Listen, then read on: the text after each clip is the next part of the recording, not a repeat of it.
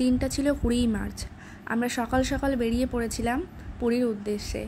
আর চারপাশে এত সুন্দর রাস্তার মাঝখান দিয়ে যেতে কারই না ভালো লাগে বলুন। তো আমরাও বেরিয়ে পড়লাম সকাল সকাল। প্রথমেই আমরা চলে গিয়েছিলাম সঙ্গতি স্টেশন।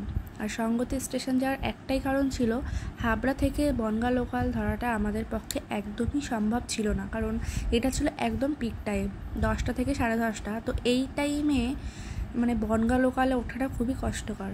আর সঙ্গে দুটো বাচ্চা আর অনেকগুলো লাগেজও ছিল। তো সেই জন্য আমরা সেই রিস্কটা নিইনি যে বনগাঁ লোকাল উঠবো হাবড়া থেকে, তাও আবার। তো সেই কারণে আমরা সঙ্গতি স্টেশনেই চলে গিয়েছিলাম। তো সঙ্গতি থেকে ট্রেনে উঠতে আমাদের খুব একটা কষ্ট হয়নি, খুব ভালোভাবেই আমরা ট্রেনে উঠেছিলাম।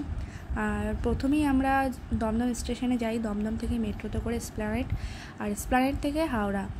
তো এই রুটটা বেছে নেওয়ার একটাই কারণ, যেহেতু বাচ্চা ছিল, লাগেজ ছিল, তো বাইরে শিয়ালদার থেকে বাসে করে যাওয়াটা খুবই কষ্টকর হবে, আর বাচ্চাদেরও কষ্ট হবে গরমে। তো সেই কারণেই এই মেট্রোতে করে যাই। আর এই মেট্রো জার্নিটা এই দুটো বাচ্চার জন্য খুবই আনন্দকর ছিল, কারণ ওরা খুব মজা পেয়েছিল এই মেট্রো জার্নিতে করে। তো তারপর আমরা যখন হাওড়ায় পৌঁছাই, হাওড়ার টাইমটা তখন 12:30 বাজে হয়তো। আর আমাদের ট্রেন টাইম ছিল 2:15। তো যেহেতু আমরা অনেকটা আগেই পৌঁছে গিয়েছিলাম, তো আমরা কিছুটা টাইম ওয়েটিং হলেও কাটিয়েছিলাম। আর আরেকটা কথা, অনেকেই হয়তো জানেন যে শতাব্দী এক্সপ্রেস হাওড়া পুরী 2:15 যে টাইম, সেই টাইমে যদি লাঞ্চ ইনক্লুড করা থাকে, লাঞ্চ বলে না, মিল যদি ইনক্লুড করা থাকে ট্রেনের টিকিটের সঙ্গে, তো অবশ্যই লাঞ্চ করেই ট্রেনে উঠতে হবে। তার কারণ একটাই, যে মোটামুটি 12টা-1টার মধ্যে লাঞ্চ টাইমটা কমপ্লিট হয়ে যায়।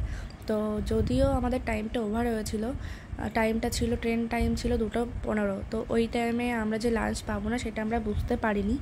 তো সেই মতো আমরা ট্রেনে উঠেছিলাম, কোনো খাবার না নিয়ে উঠেছিলাম। তো পরে দেখলাম লাঞ্চটা নেই, একবারেই আমাদের টিফিন দিয়েছিল।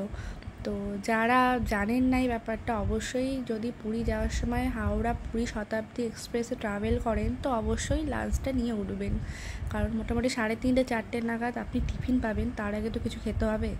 তো সেই মতো আমাদের টিফিনও দিয়ে দিয়েছিল। দেখুন, এই যে দিয়েছিল একটা স্যান্ডউইচ, চিড়ে ভাজার প্যাকেট ছিল একটা, আর খাস্তা কচুরি, আর ছিল একটা বাদামের খাজা, সঙ্গে চাও ছিল, যেটা কিনা স্কিপ করে গেছে। তো বেশ ভালোই ছিল টিফিনটা। আর এই যে আমাদের তাতানবাবু খুব এনজয় করছে, দেখুন, ওর সঙ্গে এইসব নানা খুনসুটির মধ্যে দিয়ে আমাদের টাইমটাও খুব ভালোভাবেই কেটে গিয়েছিল। তো আমরাও সেটা এনজয় করেছি অনেকটাই। আরও সমানে বাইরে কীভাবে যাচ্ছে সব কিছুই দেখছিল, বাইরের দৃশ্যগুলো। আর এরই মধ্যে আমরাও চলে এসেছি এই যে কোলাঘাট। খুব সুন্দর লাগছিল জানেন, ট্রেন থেকে জায়গাটা দেখতে বেশ ভালোই লাগছিল, আর ছেলেও দেখে খুব মজা পেয়েছিল।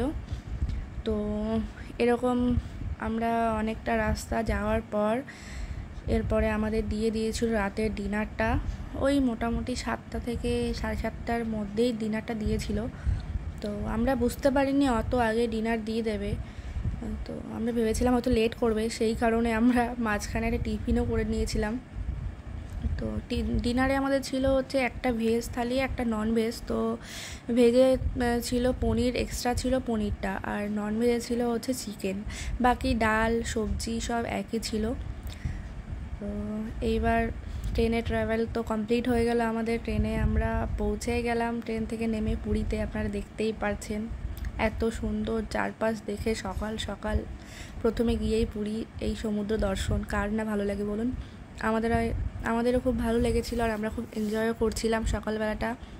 আর আমাদের তাতান বাবা তো বলার বাইরে, ও নিজে এত মজা পেয়েছিল। কিন্তু দেখুন, যখনই কিনা ওর পাটা জলে দেওয়া হয়েছে তখনও মজা পেয়েছিল, কিন্তু জলের ঢেউটা যখন পায়ের নিচ থেকে চলে যাচ্ছে, ও ভেবেছে কী না কী হচ্ছে, এই ভয়ে ও খুব কান্নাও করেছিল তখন, কিন্তু পরে সেটা ঠিক হয়ে যায়। তো চলুন আপনারাও এনজয় করুন এই দৃশ্যটা, খুব ভালো লাগবে। আর নেক্সট ভিডিও নিয়ে পরে আবার আসবো।